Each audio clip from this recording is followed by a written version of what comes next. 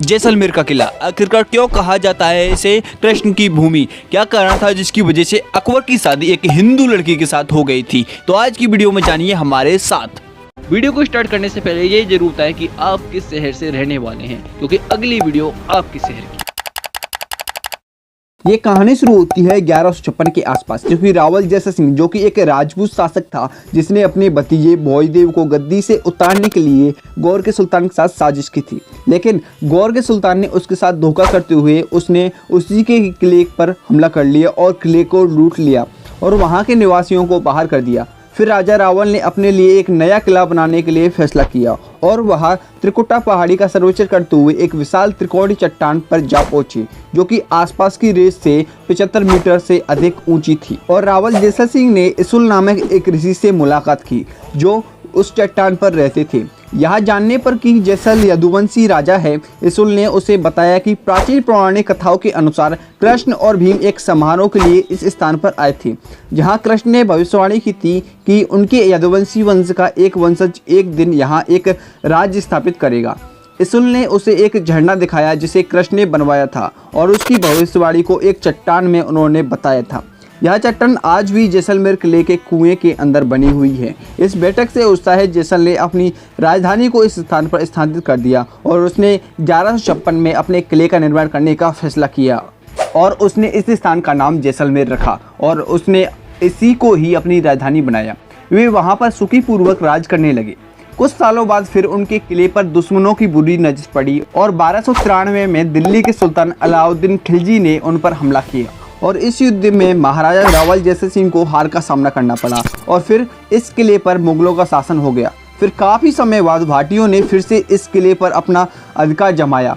इतने सारे युद्धों के दौरान इस किले का काफ़ी हिस्सा टूट गया था और फिर कमज़ोर भी हो गया था, इसलिए 14वीं शताब्दी में मरम्मत कराया गया। फिर कुछ सालों तक इन्होंने राज किया और फिर 1541 में मुगल शासक हुमायूं ने इस किले पर हमला कर दिया, परंतु इस युद्ध में उसे हार खानी पड़ी। ऐसा माना जाता है कि मुगल शासक ने किले को प्राप्त करने के लिए 30 वर्षों तक लगातार हमला करते रहे। फिर 1570 में अकबर ने एक संधि करके इस किले को अपना बनाया। इस संधि के तहत मुगलों के साथ अपने रिश्ते अच्छे करने के लिए राजा ने अपनी बेटी का विवाह मुगल सम्राट अकबर के साथ करने का फैसला किया।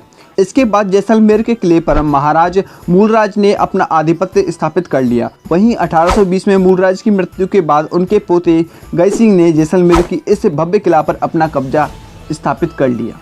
इस किले की वास्तुकला की बात करें तो यह किला स्थानीय कारीगरों द्वारा शाही परिवार के लिए बनाया गया था। किले के परिसर में कई वास्तुशिल्प भवन हैं, जिनमें महल, मकान और मंदिर शामिल हैं, जिनका निर्माण नरम बलुआ पत्थर से हुआ है। जैसलमेर का किला 250 फीट की ऊंचाई पर एक पहाड़ी पर बनाया गया है।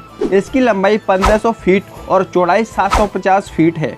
किले के तहखाने में 15 फीट लंबी दीवार है, जिसमें रक्षा की एक दोहरी रेखा है। किले में 4 प्रवेश द्वार बनाए गए हैं, जिनमें से एक तोप से रक्षा करता है। किले की दीवारों के शिखर पर एक व्यक्तिगत उपकरण है, जिसका इस्तेमाल मौसम की जानकारी के लिए किया जाता है। इसकी बनावट में इस्लामी और राजपूत शैली का बेजोड़ मिश्रण है। जैसलमेर किले के अंदर संकीर्ण घुमाव रास्ते हैं, जो किले के बहुत से हिस्सों को आपस में जोड़ता है।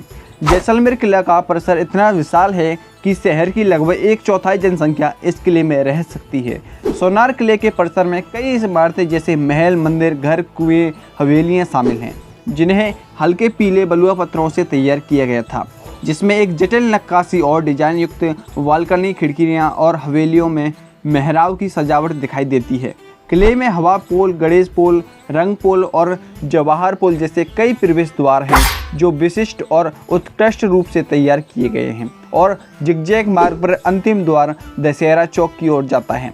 सोनार किला किले का मुख्य आकर्षण महारावल पैलेस है, जो अपने संगमरमर के सिंहासन के लिए लोकप्रिय है, जिसके ठीक सामने ताजिया टावर नामक 5 मंजिला टावर स्थित है।